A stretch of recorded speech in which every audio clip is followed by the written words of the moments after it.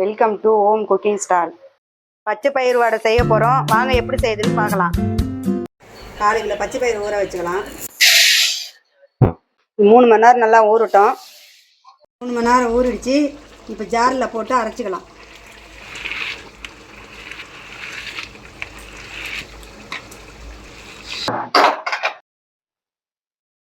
கொஞ்சம் கொஞ்சமாக தண்ணி விட்டு கட்டி அரைச்சிக்கோங்க.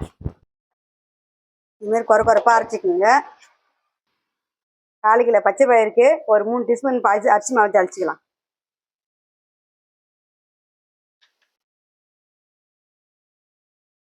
ரெண்டு பெரிய வெங்காயம் கட் பண்ணி வச்சுருக்கோம் சிறுவா, அது போட்டுக்கலாம்.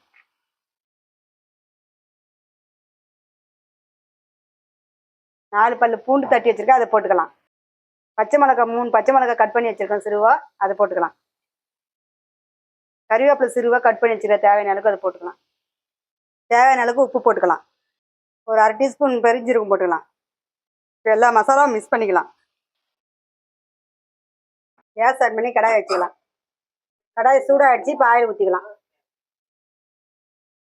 எண்ணெய் சூடாகிடுச்சு. இப்போ தட்டி போட்டுக்கலாம். கொஞ்சம் ஆயிடுச்சு.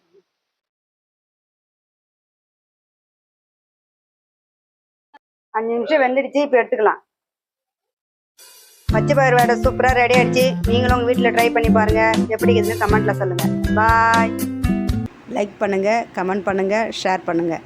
மறக்காமல் சப்ஸ்கிரைப் பண்ணுங்கள்.